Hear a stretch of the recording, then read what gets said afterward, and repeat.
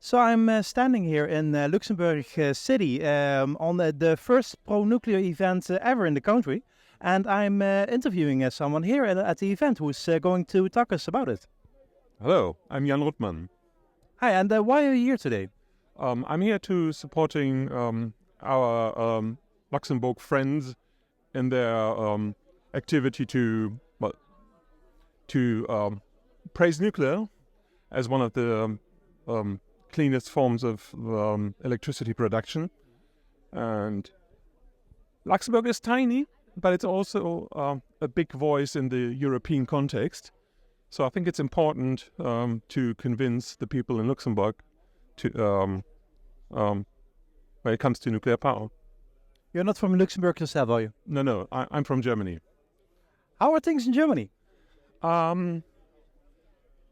Sad, not completely hopeless.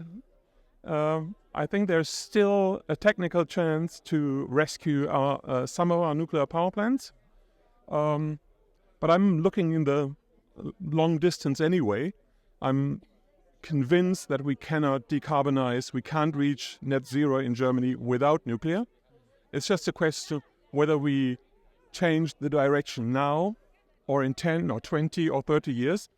And so I'm trying to help to get the change of directions as soon as possible.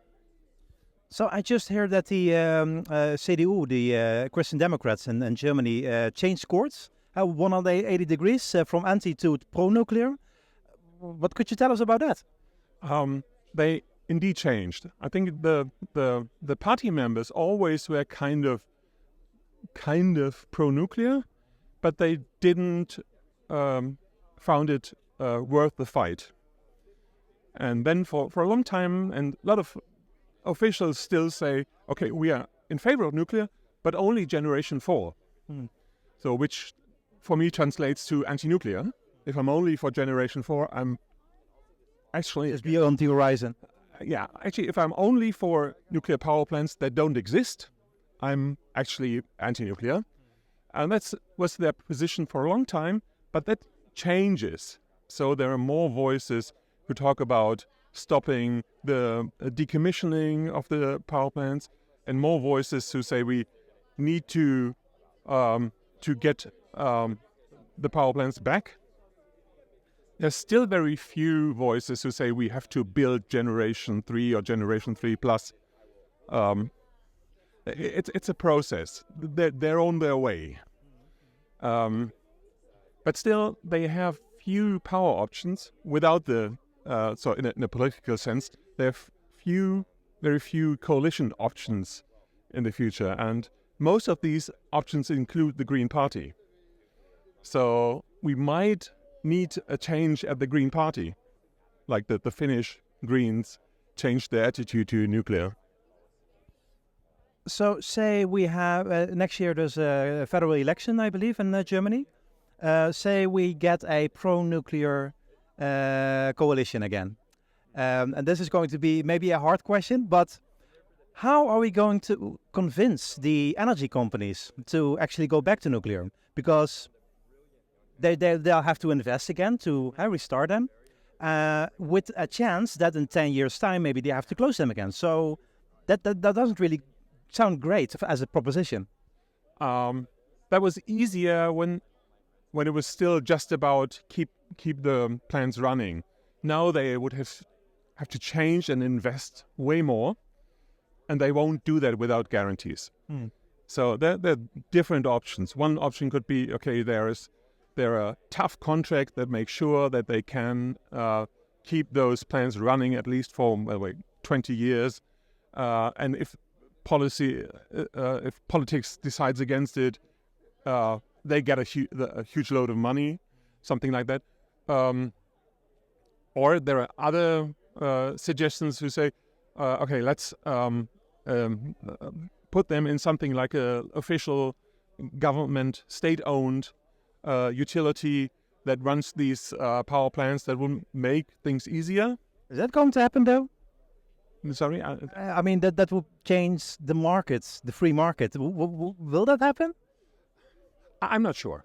I would not have guessed 3 or 4 years ago that we would be discussing this at all.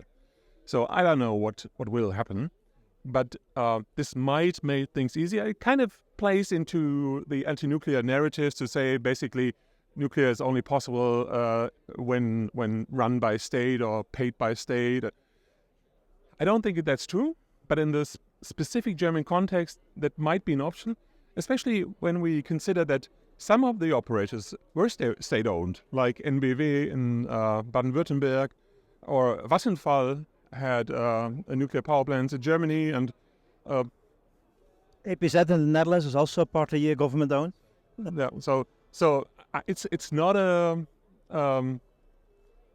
it's an option that has been there and could be there, and I think it might fasten up the process if we say, okay, we don't need investors who need to trust, but maybe it's enough to just apply the same rules we have for renewable energies, where when we started with solar energy, we guaranteed something like 50 and more cents per kilowatt hour per every for everything that was produced for 20 years.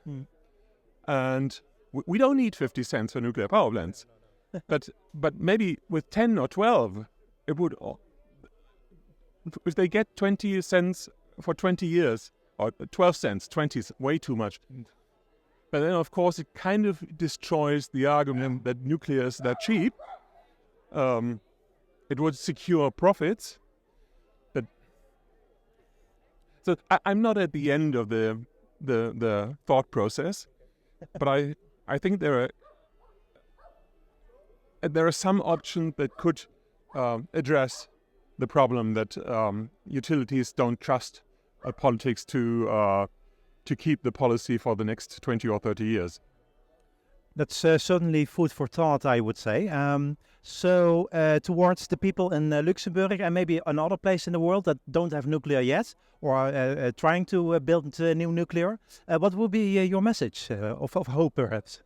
For Luxembourg, I think it's important that Luxembourg is not opposed to nuclear, because they enjoy French and Belgian nuclear power that helps them really to